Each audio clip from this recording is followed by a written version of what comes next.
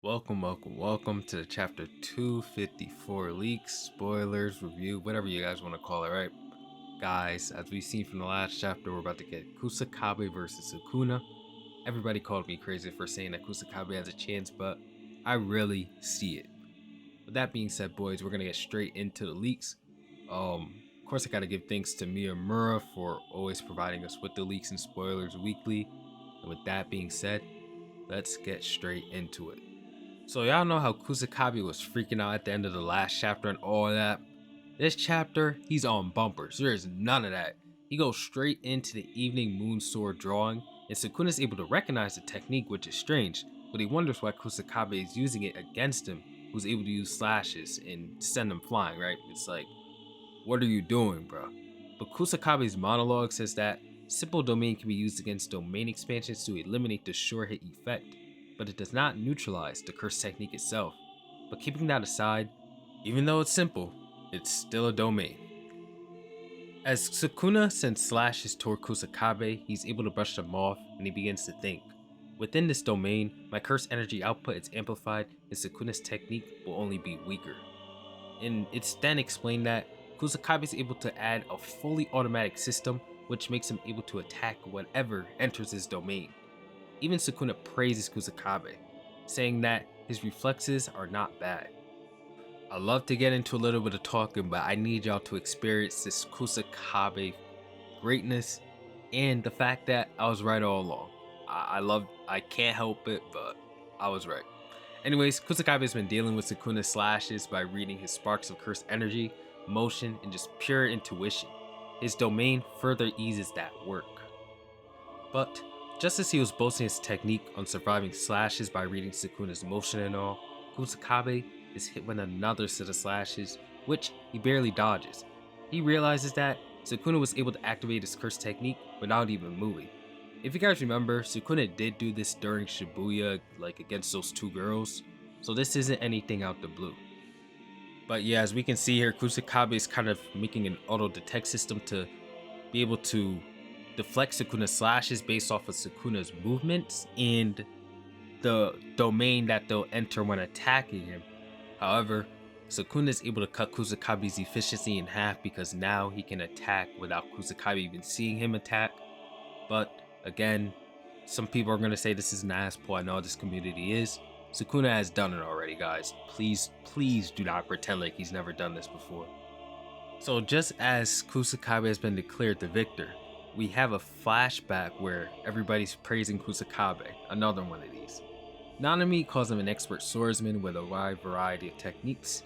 Mei says that Kusakabe is that guy who could do anything in any situation. That's why he's him. Gojo then says that he praises Kusakabe for having the simple domain trump card. A lot of beginners have to create binding vows in order to use it, but Kusakabe can use simple domain without any binding vows. Its effective range is also huge. It's also then said that Miwa's binding vow is activated by her putting her feet on the ground and they must always remain planted. This means that Kusakabe can use simple domain midair if he had to? I don't know, but maybe. Kusakabe then senses that Sukuna is about to expand the target of his curse technique to use the world cutting slash on it, and Kusakabe immediately expands the range of his simple domain, and this even catches Sukuna off guard. Mei then says, usually when someone uses sword drawing, they lure their techniques in, but Kusakabe extends the range of his simple domain and gets the opponent inside of the range, and he can attack whoever enters his domain automatically. And then we get this amazing double spread of Kusakabe cutting Sukuna up with his slashes, and he just goes crazy. So guys, I believe the reason that Mei and these other characters are being used to hype up Kusakabe is because when you hear other people bring up things about you rather than you bringing yourself up and bragging about yourself, it makes people who are hearing about you more impressed with you because somebody else is bringing you up. You know what I'm saying? I think that's what Gege's trying to do. I think he's trying to make the other characters be the ones to bring up Kusakabe, so it sounds like his feats are more impressive. Not only that, we see that Kusakabe doesn't believe in himself, man. Like, other people are gonna have to believe in him for him. You know what I'm saying? He ain't gonna be saying everything that these characters are saying. He'd never say all this stuff. It'd be out of character. So what Gege's going for here is obviously just having other characters hype up Kusakabe because he wouldn't hype himself up, and it's more impressive to be hyped up by other people rather than you hyping yourself up. Nanami says that I don't know anybody who can block all of Kusakabe's attacks when he does that barrage, but I also know somebody who doesn't need to block that at all, Gojo. Kusakabe's katana breaks after the numerous attacks on Sukuna, but he removes his overcoat and begins throwing hands. He's not out of swords, but he's not out of options. Sorry guys, I'm reading what Miyamura said. Kusakabe chases Sukuna, who was sent flying from a kick earlier by him. Then he's like, why am I trying so hard? This is not like me. He then locks in and realizes that it's because he's indebted to Principal Yaga. And then I'll just read what Miyamura typed out. This must be a direct line from Kusakabe, but he says that it's Yaga's fault, right? I'm in debt to him, but the Yaga I'm in debt to isn't even here anymore. But I guess I should try because he isn't here. Dead people don't speak my ass. I gotta think what those dead people would say if they were alive, and Yaga wouldn't criticize me, nor would he not let me see my sister. And Takeru, even if I didn't fight with my life on the line, he would look a bit sad. Not because I'm not putting my life on the line, but because he can't even fight with us. Guys, if you forgot who Takeru was, he's that little cursed puppet that his sister, Kusakabe's sister, went to see when she was in the wheelchair and all that. I went over that in the previous review or the review before that. But yeah, if you want to go give those pages a look and what I was talking about again, go ahead. Gojo, Nanami, and Meimei say that the number one reason they recommend Kusakabe as the strongest grade 1 is because he's super kind. Kusakabe hits the honor 1 pose as he tells himself that he should stop thinking nonsense because these kids fought with their lives on the line against the strongest.